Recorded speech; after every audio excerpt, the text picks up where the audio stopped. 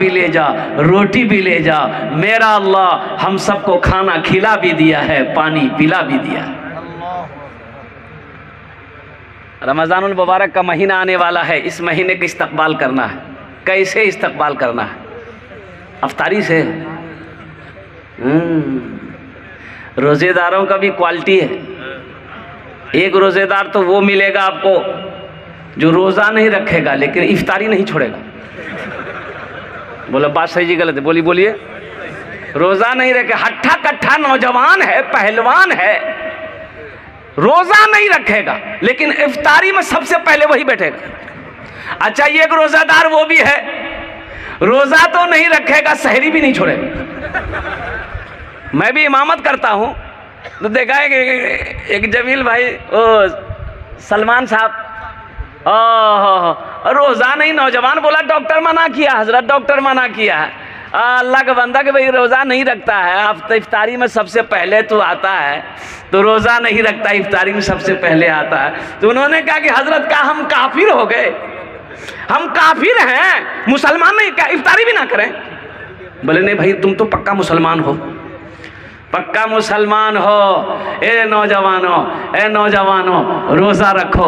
रोज़ा रखने से आदमी कमज़ोर नहीं होता है। रोज़ा ठीक है, रहने दीजिए, आवाज़ तो ठीक है माशाल्लाह। अच्छा, बाहर आवाज़ नहीं जा रही, ठीक है, रहने दीजिए भाई। दुरूद शरीफ पढ़े आप लोग, जो दुरूद शरीफ नमाज पढ़े, दुरूद इब्राहिम पढ़े भाई। अल्लाहुम्मा सल्ली अला मुहम्मद व अला आलि मुहम्मद कमा सल्लैता अला इब्राहिम व अला आलि इब्राहिम इन्नका हमीदुम मजीद। अल्लाहुम्मा बारिक अला मुहम्मद व अला आलि मुहम्मद कमा बारकता अला इब्राहिम व अला आलि इब्राहिम इन्नका हमीदुम मजीद। ये शर्म की बात है कि नहीं भाई? सारे लोगों ने दुरूद पढ़ लिया, पढ़ लिए, एकदम नहीं पढ़े, कैसे सब पढ़ लिए? अरे पढ़ा वही होगा जिसको याद होगा, जिसको याद नहीं हो तो कहाँ पढ़ा होगा? तो वो भी अपनी इज्जत बचाया होगा, मूड़ी हिला के।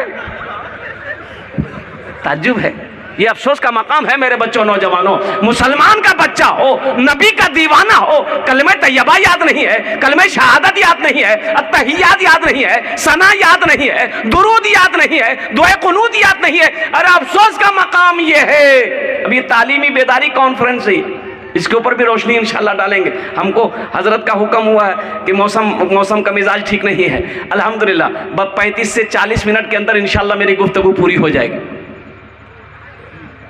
अफसोस का मकाम है कि नहीं? अच्छा, अफसोस का मकाम इससे और इससे बड़ा अफसोस का मकाम क्या होगा कि वो जवान बेटा जिसको बाप पोस पाल कर बड़ा किया, बाप इंतकाल कर गया, बाप के जनाजे में कंधा तो लगाया, जनाजे की नमाज तो पढ़ा, लेकिन अफसोस ये है कि जनाजे की दुआ ना पढ़ सका। जनाजे की दुआ ना पढ़ सका। तू कैसा बेटा था? हिंदी गाने तुम्हें याद हो जाते हैं, फिल्मी गाने तुम्हें याद हो जाते हैं, लेकिन अगर याद नहीं होते, अल्लाह अकबर कबीरा, तो ये दुआएं तुम्हें याद नहीं होती है, कुरान तुम्हें याद नहीं होता है। ये अफसोस का मकाम है कि नहीं है? माँ बाप का क्या मकाम है? अल्लाह अकबर कबीरा, कुर्बान जाओ। इसलिए नौजवानों सुनो, जनाजे की नमाज में कितनी जायद तकबीरें कितनी है? अरे बोलो कितनी है? 4। कितने नौजवानों को पते नहीं है? ईदैन की नमाज हम पढ़ते हैं, ईद उल फित्र की नमाज पढ़ते हैं, ईद उल अजहा की नमाज पढ़ते हैं, कब हाथ उठाना है, कब बांधना है, कब छोड़ना है, उसको पते नहीं, लेकिन नमाज पढ़ता बेचारा मजबूरी। कपड़ा खरीदेगा फारबिसगंज अररिया में जाकर के, नेपाल में कपड़ा खरीदेगा, रेमंड का कपड़ा। जिस नमाज के लिए कपड़ा खरीद रहा है वो नमाज का तरीके मालूम नहीं उसको। भाई कब हाथ उठाना है, कब छोड़ना, जायद 6 तकबीरें हैं। हाथ उठाना है, छोड़ना है, हाथ उठाना है, छोड़ना, फिर बांधना है। तो बेचारा नमाज तो पढ़ता है लेकिन पड़ोसी को देख के नमाज पढ़ ला। तो उठे लो भैया हाथ, तो उठे लो। बहुत सारी कमियां हैं मेरे नौजवानों, मेरे बच्चों, दीन सीखो। ये मदरसा, अब बहुत अफसोस का मकाम वो मुझे सुनकर हुआ कि ये बस्ती के अंदर में औराई के अंदर में यहाँ कोई मकतब मदरसा नहीं है। अल्लाह अकबर कबीरा। नौजवानों, मदरसे कायम करो। देखो एक बात याद रखना कि मदरसे हमारे दीन के किले हैं। ये मदरसे जब तक चलते रहेंगे अल्लाह चांद सूरज को निकालता रहेगा। जिस दिन मदरसे बंद हो गए, ना चांद निकलेगा ना सूरज निकलेगा। ये उलमा इकराम को देखो। हम कहते हैं वो कितने लोग मकतब मदरसा बोले की खुले जी हो, बोले मदरसा बोले ये मौलवी लोग कमाई जगह जगह चंदा करते कहते। अच्छा ये एक बात बताइए हमको, एक बात हमको बताइए, मदरसे ना हो, मकतब ना हो, बच्चे आलिम ना बने, हाफिज ना बने, मुफ्ती ना बने, मुहद्दिस ना बने, तो आप जब मरिएगा तो जनाजा कौन पढ़ेगा? फिर वही होगा, पाँव में रस्सी लगाएगा, ले जाके घसीट के कब्र में डाल देगा। अरे यही ना होगा भाई। भाई जब बनेंगे नहीं, तैयार नहीं होंगे, तो आप जब मरिएगा तो जनाजा कौन पढ़ाएगा? वकील साहब, इंजीनियर साहब, डॉक्टर साहब,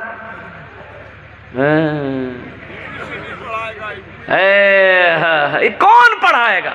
गौर कर। अजय देखिए, सबसे बड़ी बात यह है, आप उलमा से कहां से भागिएगा?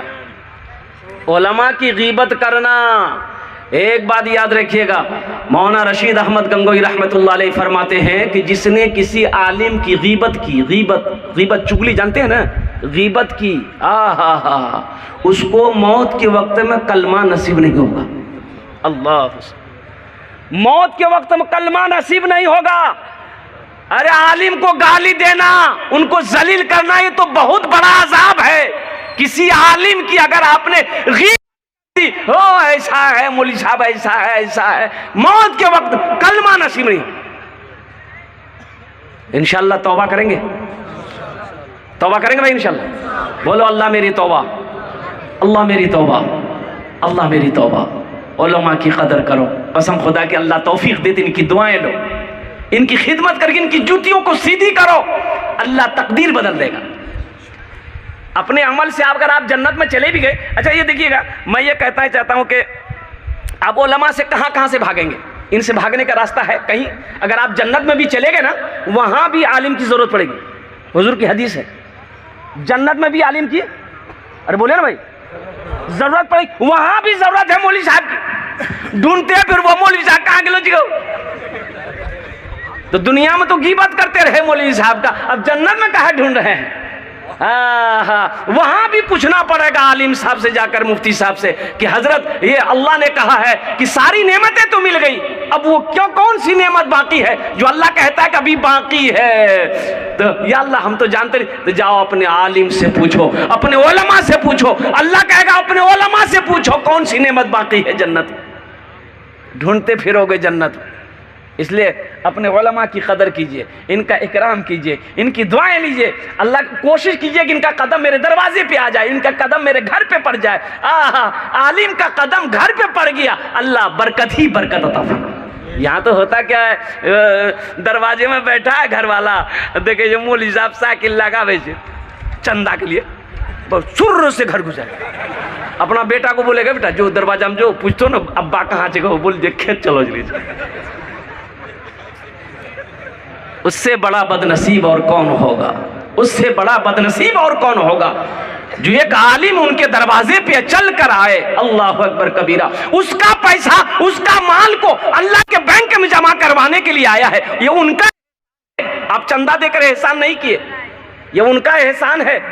जो आपका पैसा वो अल्लाह के बैंक में जमा करवा रहा है, आपका पैसा वो अल्लाह के खजाने में जमा करवा रहा है, ये उनका शुक्रगुजार आपको होना चाहिए कि हजरत आप चलकर मेरे घर पर आए, अल्हम्दुलिल्लाह आपका शुक्रिया है, आप तशरीफ रखें, मैं आपको कहाँ बैठाऊं, अगर पलकों पे जगह होती तो मैं आपको पलकों पे जगह दे देता, ये नहीं कि घर छोड़कर भाग दो। बच्चा पैदा हुआ घर के अंदर में, बच्चा पैदा हुआ, अब मैं बताना चाहता हूं कि उलमा से कहां से भागेंगे आप। उलमा की ज़रूरत कहाँ है, मौलवी साहब की ज़रूरत कहाँ है, कारी साहब की ज़रूरत कहाँ है, इमाम साहब की ज़रूरत कहाँ। बच्चा पैदा हुआ, किसको अब क्या कीजिएगा? बोलिए ना भाई, हजरत इन लोग पूछते हैं ना, किसको बुलाइएगा? अरे बोलिए ना भाई, किसको बुलाइएगा? काहे बुलाइएगा मौलवी साहब को? काहे आप नहीं दे सकते हैं? बच्चा पैदा आपका हुआ, आजान मौलवी साहब देगा भाई, आपको भी सीखना चाहिए ना।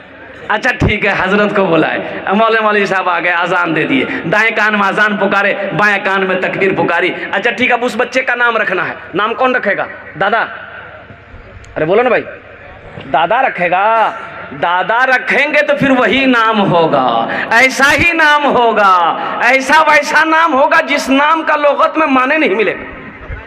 ऐसा नाम। एक बच्चा खिदमत कर रहा था, 13-14 साल का बच्चा था, तो मैंने कहा कि बेटा बहुत अच्छी खिदमत तुमने कर दी, मेरी दुआ तुम्हारे साथ है। ए बेटा तुम नाम कीजिए रे। बोले नहीं बोलो। बोले का है, बोल ना का नाम है। बोला हजरत शर्म आती है नाम बोलने में। हमने कहा अल्लाह का बंदा नाम बताने में भी कहीं शर्म आती है, बोल की नाम छो। बोले हमार नाम छे फटकन। तौबा फटकन किसने रखा? बोले हमर दादो रखल के रहे। तो तोर दादो के नाम की रहे रे? बोले हमर दादो के नाम रहे लटकन। अल्लाह के रसूल सल्लल्लाहु अलैहि वसल्लम इरशाद फरमाते कि अपने बच्चों के अच्छे नाम रखो, नाम का ज़ात पर असर होता है। अब यही बच्चा का नाम अगर दादा मियाँ से नाना मियाँ से रखवाएंगे तो ऐसे ही नाम होगा। अब पहले का नाम ऐसे ही था। बहुत सारी बात है। अब देखिए ना, बच्चा अगर जुमा का पैदा हुआ जुम्मन मियाँ, शनिचर को पैदा हुआ शनिचर, इतवार को पैदा हुआ इतवारी, सोमवार को पैदा हुआ सोमवारी, मंगल को बच्चा पैदा हो गया तो मंगरू नाम रख दिया। बुध को बच्चा पैदा हुआ, बोले इसका नाम फाइनल नाम रख दो बुधवा। अब जिस बच्चे का नाम बुधवा होगा उसका काम वो बुधवा होगा। इसलिए अपने उलमा से रुजू हो, उलमा से ताल्लुक बनाओ, उलमा से करीब हो जाओ। हाँ इंशाल्लाह, आज है इंशाल्लाह। इसलिए उलमा के करीब हो, उलमा से ताल्लुक बनाओ ताकि दीन की बातें समझने में आसानी हो, दीन की बातों को जान सको। अब ये बच्चा 4-5 साल का हो गया, अब इस बच्चे को तालीम देना है, तो तालीम जो देना है तो कहाँ देना है? कॉन्वेंट में, इंग्लिश मीडियम स्कूल। बहुत सारे लोग चाहते हैं बोले तोर बच्चा कहाँ पर है जाओ? बोले हमारा बच्चा अररिया इंग्लिश मीडियम स्कूल में सीखे हो। 5,000 टका महीना खर्चा करिए। हाँ, शौक से पढ़ाइए। देखिए हम मना नहीं कर रहे हैं कि अपने बच्चे को इंग्लिश मत पढ़ाइए। हम ये कहते हैं कि मेरा बच्चा इंग्लिश भी पढ़ेगा, हिंदी भी पढ़ेगा, संस्कृत भी पढ़ेगा, ज्योग्राफी भी पढ़ेगा, बंगला भी पढ़ेगा, मराठा भी पढ़ेगा, पंजाबी भी पढ़ेगा। मेरा बच्चा दुनिया का हर भाषा पढ़ेगा। लेकिन मैं चाहता हूं कि मेरा बच्चा दुनिया का हर भाषा से पहले जो पढ़ेगा वो अल्लाह का कुरान पढ़ेगा, वो अल्लाह का कुरान पढ़ेगा। नौजवानों, अल्लाह का कुरान, पहले अपने बच्चे को कुरान पढ़ा लीजिए, कुरान पढ़ा लीजिए। फिर अगर आप चाहते हैं नहीं बच्चा इंजीनियर बने, डॉक्टर बने, प्रोफेसर, इसलिए कि हमारी कौम को डॉक्टर की भी जरूरत है, प्रोफेसर की भी जरूरत है, मास्टर की भी जरूरत है, बड़ा बाबू साइंसदान की भी जरूरत है। लेकिन दुनियावी पढ़ाई के चक्कर में बच्चे को कुरान ना पढ़ाना ये जुल्म है, ये नादानी है, बेवकूफ़ी है कि मुसलमान हो और कुरान पढ़ना ना जानता। इंशाल्लाह अपने बच्चों को कुरान पढ़ाएंगे मेरे भाई।